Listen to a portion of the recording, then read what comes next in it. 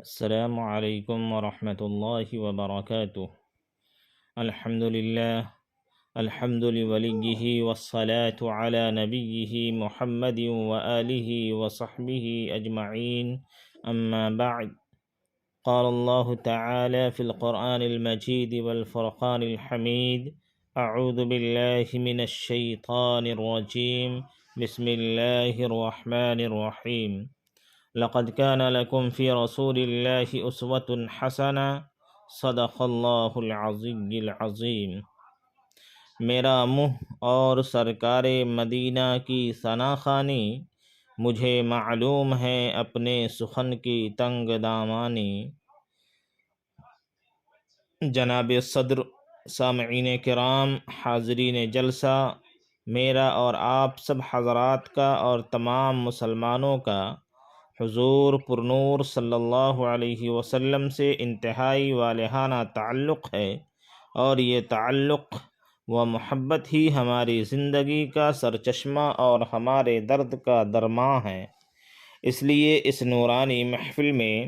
رحمت للعالمین صلی اللہ علیہ وسلم کا تذکرہ کر کے ان کی خوشہ چینیوں اور عقیدت مندوں میں شامل ہونا چاہتا ہوں۔ شاید ابر رحمت اور صحاب کرم کے چھینٹے اس خزاں رسیدہ چمن کو باد بہاری عطا کر دیں، جس سے ایمانی افکار اور اخلاقی قدروں کے پھول کھل جائیں، ورنہ میری کیا مجال، میری زبان میں وہ طاقت کہاں، اور میری بساط علم ہی کیا کہ انسان اعظم اور محسن انسانیت صلی اللہ علیہ وسلم کی حیات طیبہ پر روشنی ڈال سکوں اور اپنی اس زبان سے آپ صلی اللہ علیہ وسلم کا تذکرہ کر سکوں۔ کسی نے سچ کہا ہے، ہزار بار بشویم دہن ز مشک گلاب، ہنوز نام تو گفتن کمال بے ادبی است۔ حضرات، سرکار دو عالم صلی اللہ علیہ وسلم کی زندگی اور آپ کی حیات طیبہ تک پر آج تک ہزاروں کروڑوں افراد نے عقیدت و محبت کے گلدستے پیش کیے ہیں۔ کروڑوں انسانوں نے اس قافلہ بہاری کے نرم جھونکوں میں آرام کیا ہے۔ ایک جم غفیر نے اس کاروان عزیمت و ہمت کو اپنے قلم و قرطاس کی سلامی دی ہے۔ بہت سے حضرات نے چمن کے ذرے ذرے کو شہید جستجو کرنے کے لیے کتاب زندگی کے لکھوکھا اوراق جمع کیے۔ اس عالمی کردار کو سیرت نگاری کے ذریعے افق دنیا پر پھیلانے کی کاوشیں کی ہیں۔ ہزارہا کتابیں وجود میں آئیں، لکھوکھا صفحات پر مہر و محبت اور عقیدت و احترام کا جذبہ کار فرما ہے، اور قیامت تک نہ معلوم کتنے صفحات دامن عقیدت سے وابستہ ہوں گے۔ کتنے خطیب و مقررین اپنی شعلہ سامانیوں سے اس ہستی کو خراج تحسین پیش کریں گے۔ میں بھی چاہتا ہوں کہ عقیدت مندوں میں میرا بھی نام آ جائے، لیکن دوستو، میں حیران ہوں، پریشان ہوں۔ دل میں خیالات کا ایک سیلاب آتا ہے، گرداب کی طرح سمٹ جاتا ہے۔ سوچ رہا ہوں کتاب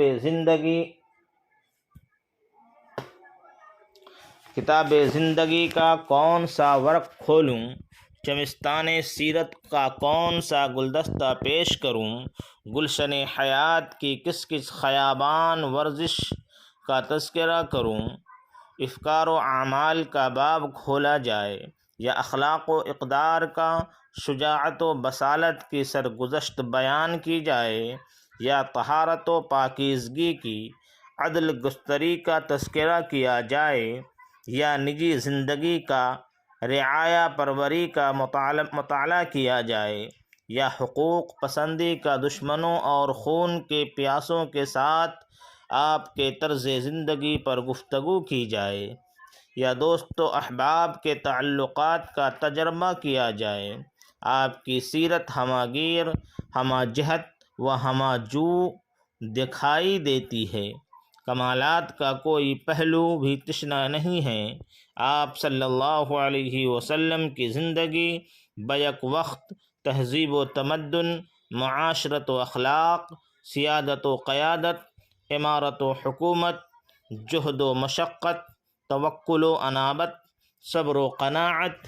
زہد و عبادت، مروت و شجاعت اور کمال علم و اخلاق کا حسین سنگم دکھائی دیتی ہے۔ آپ صلی اللہ علیہ وسلم نے 23 سال کے ایک مختصر سے عرصے میں ایک حیرت انگیز انقلاب برپا کیا، عالم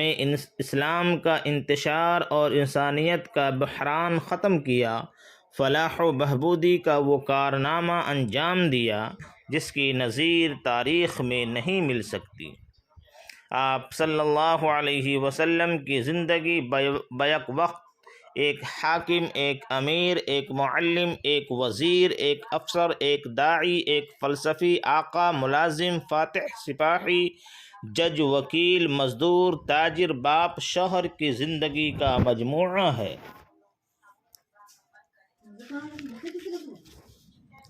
اتنی جامع اور ہمہ گیر شخصیت کا وجود آج تک نہیں ہو سکا، اس لیے ان پر سخن سارائی کی مجال اس پر پرسیر حاصل بحث مجھ جیسے زبان و بیان سے عاری شخص کے لیے مشکل ہی نہیں، ناممکن ہے۔ کسی نے سچ کہا ہے کہ سرور دو عالم صلی اللہ علیہ وسلم کی زندگی کی مثال ایک جوہر کے کھڑے پانی کی نہیں کہ جس کے ایک کنارے کھڑے ہو کر ہم بیک نظر جائزہ لے ڈالیں۔ وہ ایک بہتا ہوا دریا ہے جس میں حرکت ہے، روانی ہے،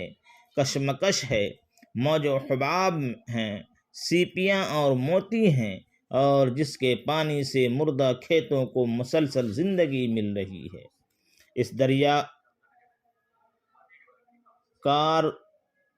کارمز آشنا ہونے کے لیے اس کے ساتھ ساتھ رواں رہنا پڑتا ہے۔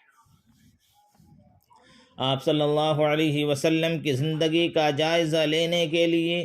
حکومت و جہاں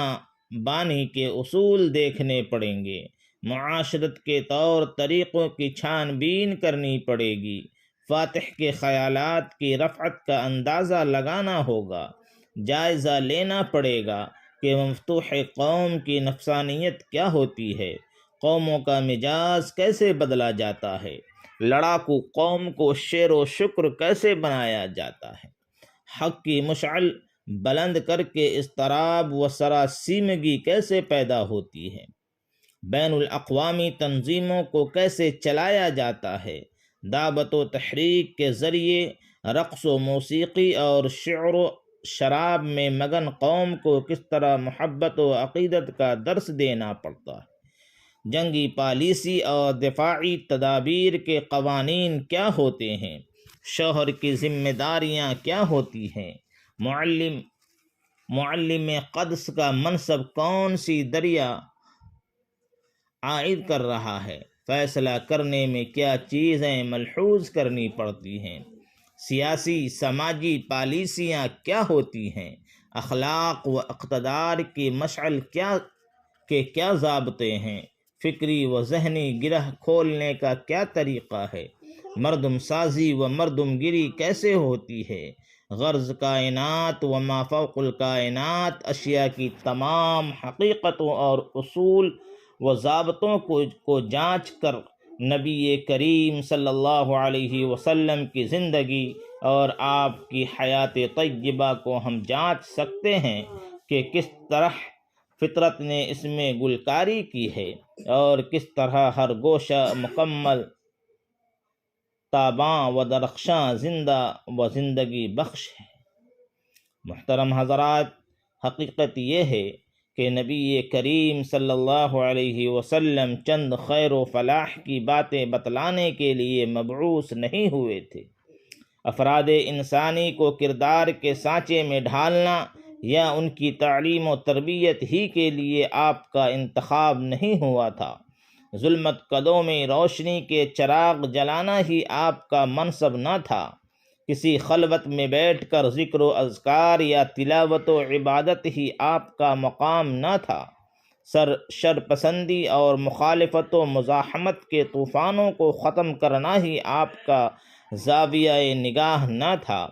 بلکہ آپ صلی اللہ علیہ وسلم کا مقصد حیات تو ایک ہماگیر، صالح اور مفید انقلاب برپا کرنا تھا۔ آپ تو تمدن و ثقافت کی ایک صبح عالم تاب چاہتے تھے، ماحول کی تیرگیوں کے خلاف مسلسل جد و جہد اور نبر آزمائی اپنا فریضہ تصور کرتے تھے، نظام تہذیب و معاشرت کی تعمیر نو چاہتے تھے۔ آپ نے اپنے ہاتھوں میں ایک ایسی جھلملاتی مشعل دیکھنا چاہتے تھے جو آندھیوں، طوفانوں اور متنوع حالات میں نشان راہ ہو اور پوری انسانیت اسی سے روشنی حاصل کرے۔ آپ صلی اللہ علیہ وسلم تو انسانیت کو نئے اعتقادی و اخلاقی سانچے اور بہترین تنظیمی رشتے میں پرونے کے لیے تشریف لائے تھے۔ آپ صلی اللہ علیہ وسلم نے مکمل نظام زندگی اور الملک للہ الحکم للہ کا وہ ہماگیر تخیل پیش کیا، بلکہ اس کی تاسیس کر کے اسے عملی جامہ پہنایا، جس نے پورے معاشرے کو آسمان ثقافت پر جگمگانے والے وہ اخلاق و اقتدار کے گلدستے دیے جنہوں نے اپنی مکان سے پورے عالم کو مہکا دیا، جنہوں نے زبردست تحریک کے ذریعے فکر و عمل، ذہن و شعور اور نوع انسانی کی گوناگوں عظمتوں کو درخشاں و تاباں بنا دیا۔ آپ صلی اللہ علیہ وسلم نے احتساب نفس، احتساب دین اور احتساب کائنات کے وہ ضابطے دیے جن میں امت کی بیداری اور صالح قیادت کا پیام مضمر ہے۔ یہ حقیقت و واقعہ ہے کہ آپ صلی اللہ علیہ وسلم کی سیرت عالم نو کے فکری عملی معمار کی سرگزشت ہے، جس کے ہر شعبہ میں احتساب نفس و احتساب کائنات کا درس ہے، اور مسجد سے لے کر بازار تک، خلوت قدوں سے لے کر جلوت قدوں تک، خانقاہی مجاز سے لے کر میدان جہاد تک، بدر و حنین کے معرکوں سے لے کر عدول و انصاف کے منبروں تک، عبادت و تلاوت سے لے کر سیادت و قیادت تک صبغت اللہ کا رنگ چھایا ہوا ہے۔ یہی وجہ ہے کہ آپ کی زندگی اور دعوت فکر و عمل نے عرب جیسے صحرا کو ایک مدرسہ فلاح میں تبدیل کر دیا، اور نت نئے طوفانوں اور ہمہ جہتی مخالفتوں کے باوجود یخ بستہ انسانیت کو شرارۂ عشق و محبت کا ایک ایسا روشن چراغ عطا کیا جس کی روشنی نے دلوں کی دنیا بدل ڈالی، اور ظلم و بربریت کے نیستاں کو جلا کر ایک ایسا شجر بار آور پیدا کیا جس کے سائے میں وہ مقدس جماعت پروان چڑھی جسے خالق ارض و سما اور مالک کون و مکان رضی اللہ عنہم ورضوا عنہ کے زرین لقب سے نواز کر اعزاز بخشا۔ سامعین کرام، یہ صحابہ کرام کی جماعت آپ صلی اللہ علیہ وسلم کی مقدس زندگی کا پرتو ہے، آپ کے اخلاق و کردار کا نمونہ ہے، آپ کی بہترین تنظیم، بہترین قیادت، انفرادی سدھار اور اجتماعی شیرازہ بندی کے آئینہ دار ہے۔ اسی لیے حق تعالی شانہ نے فرمایا،